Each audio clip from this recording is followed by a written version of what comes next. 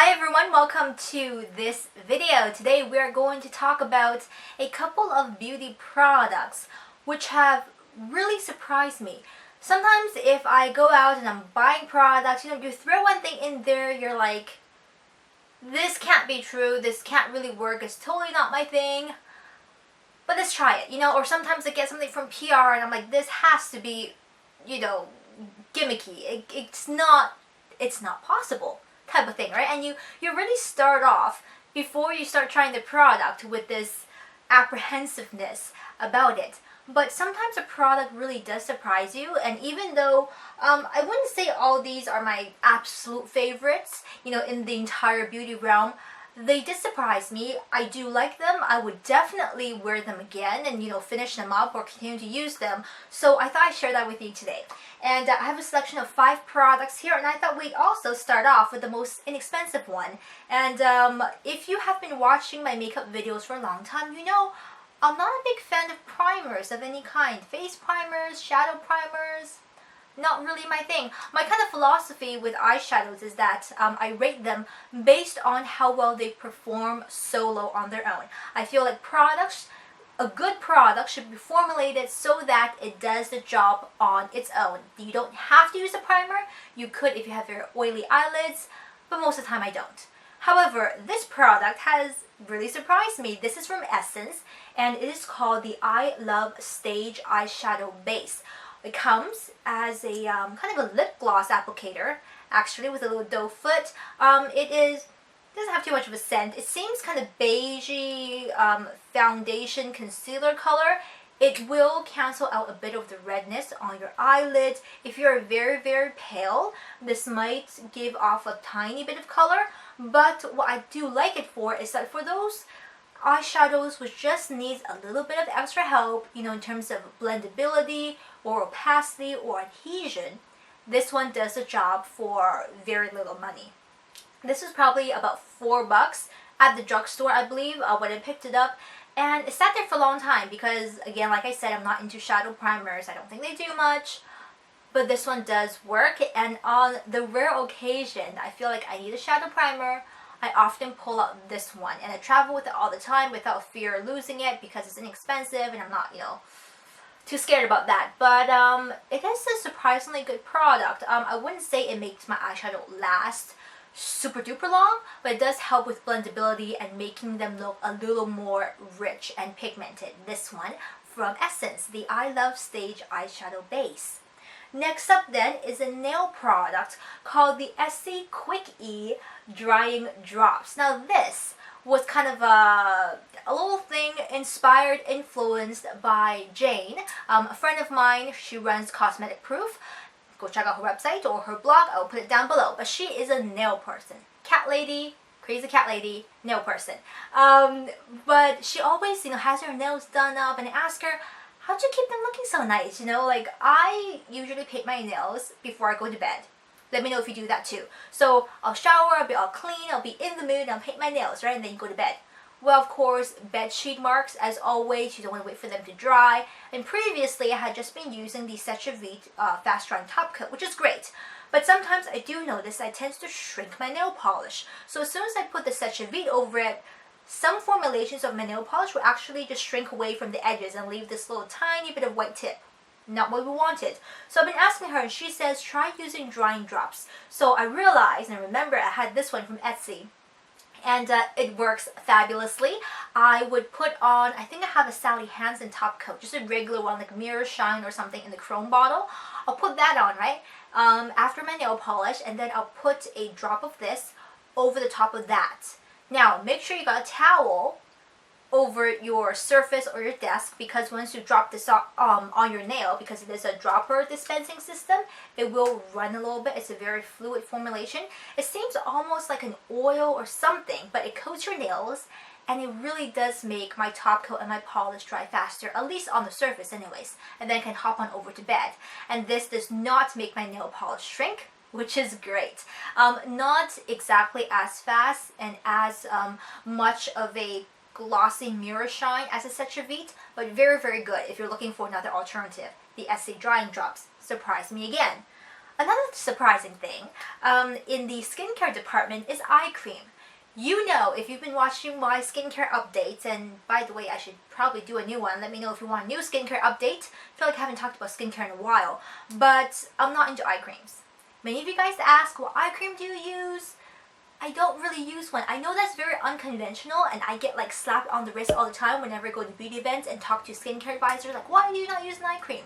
Your eye area is delicate and you should moisturize and you should this and you should that. But realistically for myself, I don't use an eye cream on an everyday basis. Sometimes I do in the winter when my eyes are feeling extra just grungy. Sometimes I will, but most of the time I'll just take my facial moisturizer. If it's nice and gentle, take it up here around the eyes, we're good to go. However, I do have some under eye puffiness, and this seemed to have kicked in the last year or so. I did not have such big under eye puffs previously, but I don't have super dark circles or anything. Just needs a bit of hydration and anti-puffiness, okay? And this surprised me by being really good at that. This is from the Face Shop, the Body Shop, sorry, called Drops of Youth Eye Concentrate. It is a firming concentrate for smoother looking eye contour. And it's a really great and simple applicator. It's got a little roller ball up top, and you just pump this down and you get some product up there. You go whoop, whoop, whoop, and whoop, whoop, whoop on the other side and kind of pat it in, and you are done. It's so quick, so simple. I don't have to dip my fingers into a little pot of eye cream. This is a very lightweight product, almost a lotion consistency. It's not a thick, heavy gel or thick, heavy cream, actually.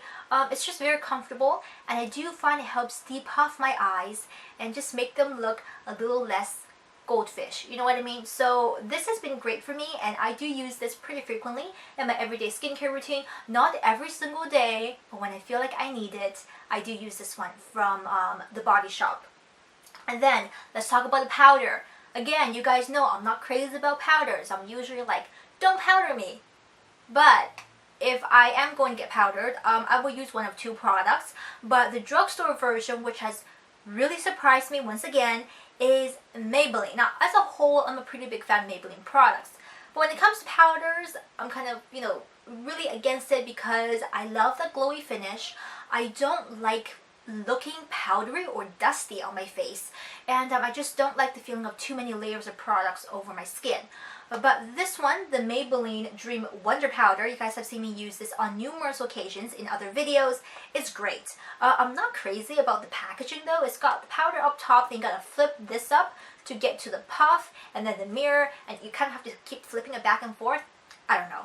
But it does work really nicely for me. This is slightly a bit of a thicker powder, like you get a lot of product when you put your finger or your puff to it, but it's a very almost a creamy feeling powder. So you can add this for a tiny bit of extra coverage over tinted moisturizer or a lightweight light coverage foundation, but it blends and it smooths out very nicely. So this is what I use most frequently if I do carry a powder, especially if I'm doing a drugstore version of drugstore look. This is very affordable, and I wear the shade, by the way, in Classic Ivory.